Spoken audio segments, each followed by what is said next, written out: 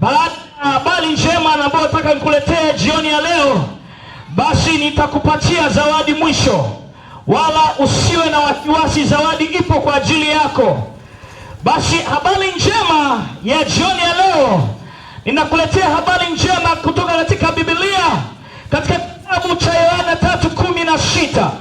Yohana 3:16. Nitasoma na leo kwa muda mchache sana. Yohana 3:16, Biblia inasema, Yohana 3:16, Yohana 3:16, kwa maana jinsi hii Mungu aliupenda ulimwengu hata akamtoa mwanawe pekee, ili kila mtu amwaminie asipotee, bali awe na uzima wa milele. Narudia tena, nina habari njema jioni ya leo ya kwamba Mungu anasema kwamba kwa maana jinsi hii Mungu aliupenda ulimwengu hata akamtoa mwanawe wa pekee, ili kila mtu amwaminie asipotee, bali awe na uzima wa milele. Ninaomba niweze kuomba na wewe. Yamkini maneno haya umeweza kuyasikia kwa watu mbalimbali, lakini jioni ya leo nataka Mungu akupe neema kuweza kulisikiliza neno hili. Bwana Yesu, ninakushukuru katika viwanja hivi. Asante kwa ajili ya mtazamaji wangu na msikilizaji wangu ambaye amekubali kunisikiliza na kukusikiliza wewe. Mungu, mpe neema ya kuweza kuelewa kwa habari ya upendo wa namna hii. Mungu wetu uliye juu mbinguni, msaidie kwa namna yoyote ile ili aweze kukuelewa katika jina la Yesu. Kama umeomba na mimi sema amina. Ndugu, kaka yangu na baba yangu na mjomba wangu, jioni ya leo nina habari njema ya kwamba Mungu anasema, kwa maana jinsi hii Mungu aliupenda ulimwengu hata akamtoa mwanawe wa pekee, ili mmoja aaminie asipotee. Sikiliza, watu wengi tumepotea kwa sababu hatujamwamini yeye, lakini kama tukimwamini yeye hatutaweza kupotea. Sikiliza, watu wengi tupo katika shughuli za maisha ya kila siku. Tunawaza tutafanya nini, tumepoteza direction ya maisha, hatuelewi. Sisi vijana tunasema kwamba sielewi, mambo hayasomeki. Wakati mwingine tumeenda hata kufanya mambo mengine ambayo hata yampendezi Mungu, lakini bado mambo hayaeleweki. Lakini jioni ya leo nataka nikwambie ya kwamba yupo Mungu anasema aliamua kumtoa mwana wake wa pekee, ili kila amwaminie yeye asipotee, bali awe na uzima wa milele. Sikiliza, ukimkubali huyu Yesu kwa kumwamini tu, ni kumwamini. Na mimi nataka niongee na wewe rafiki yangu kishikaji yani. Maana unaweza kusema bro, mbona unakuja kutuhubiria tena? Mimi sijaja kukuhubiria rafiki yangu. Nimekuja kukwambia wakati mwingine mambo yako endi, sio kwamba umelogwa. Na hata kama umelogwa, yupo mtetezi wako ambaye ni Yesu. Yeye amekuja kwa ajili yako. Kwa nini unaendelea kuhangaika na wakati Yesu yupo? Alafu yeye ametoa sheria ndogo. Yaani condition alizozitoa yeye ni ndogo sana. Amesema ukimwamini tu wala hautapotea. Hautapotea kwenye biashara yako.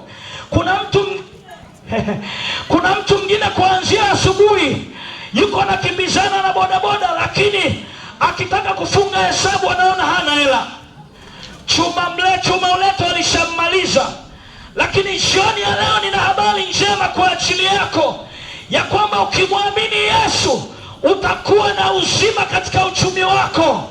Ukimwamini Yesu magonjwa yataondoka katika maisha yako. Aya, rafiki yangu, unaweza ukawa ukilia sasa, bro, unafikiri maisha haya ndugu yangu nisipopambana hivi ninaweza nikachomoka?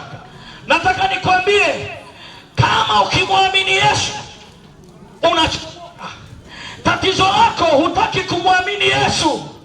Watu wengine wanatembea na kailishi katika viuno vyao, wengine wamefunga chini ya kamba za pikipiki ili mambo yawe sawa. Sikiliza, utaweka ilizi vya kutosha, lakini hautachomoa na wala hautatoboa. Unaweka ilizi yako katika duka lako ili wengine wote wakose, lakini leo nimewaletea dawa. Wewe muite Yesu katika duka lako, muite Yesu katika pikipiki yako, muite Yesu katika maisha yako.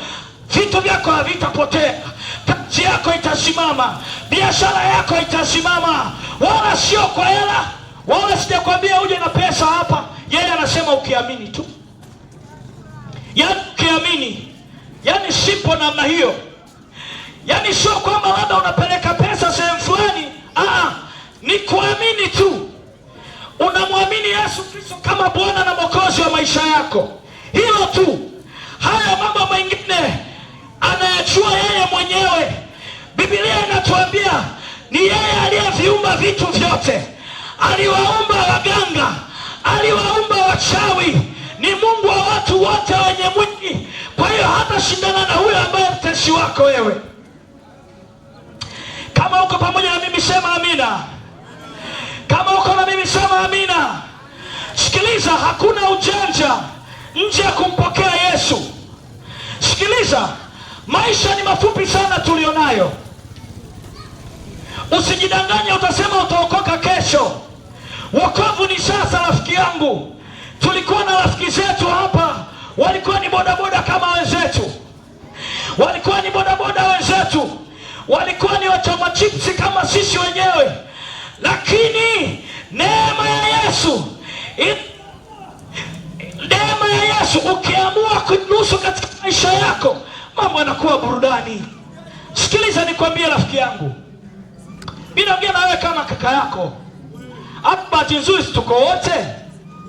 Yaani kutoboa Mungu wala sio uchawi, wala sio kukaza sana, ila achie maisha yako kwa Yesu. Yaachie maisha yako kwa Yesu uone. Biblia inasema onjeni muone Bwana yu mwema. Yaani ishi wewe kujaribu. Siwezi kukwambia mambo makubwa. Wewe ingia uone.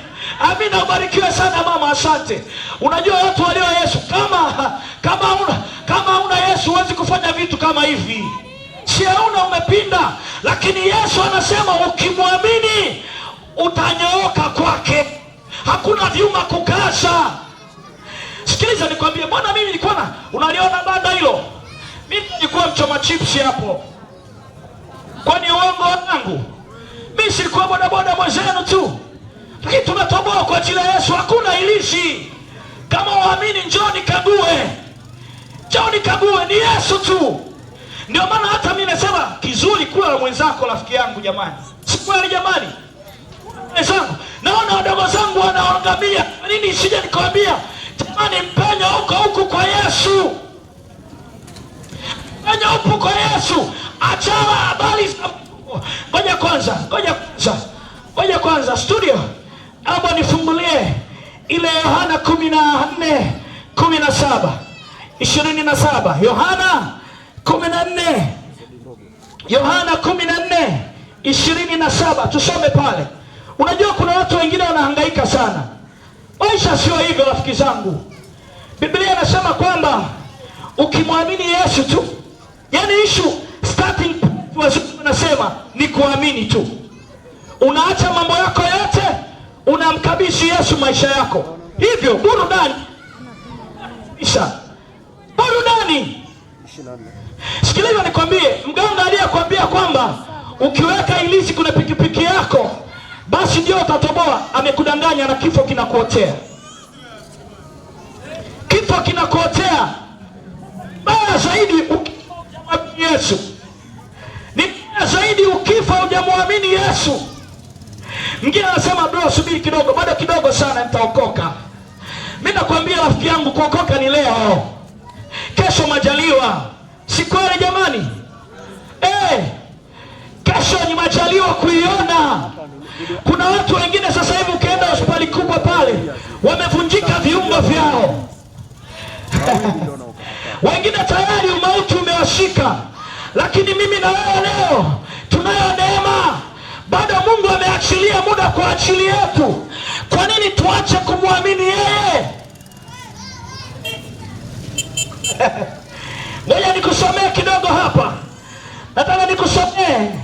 Wasema sasa bro, unajua kuokoka ndugu yangu bila mpunga inakuwa kazi Nataka nikwambie ni formation tu hii. Hii nakwambia ni formation yako mwenyewe tu. Kwamba sasa nitazipataje? Shida yetu sisi vijana sio kwamba tumpendi Mungu. Lakini sasa tunampandaje Mungu ndugu wangu hapa hatujaelewa. Lakini nataka nikwambie utaelewa.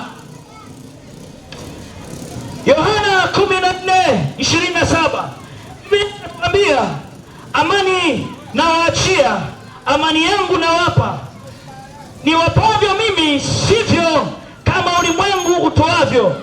Msifadhaike mioyoni mwenu wala msiwe na uoga.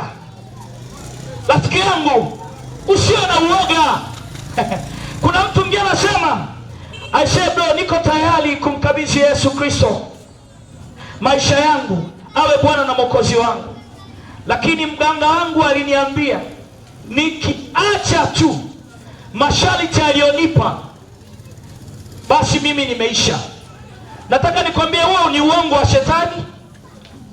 Shetani hakumwangamiza mtu aliyemo ndani ya Yesu. Na wakati mwingine anakufanya vyuma vikaze ili ujisogeze zaidi. Na mwisho kabisa atakuja kuondoa uhai wako. Lakini Mungu wetu ni mwaminifu. Leo akinituma mimi kaka yako, rafiki yako, ya kwamba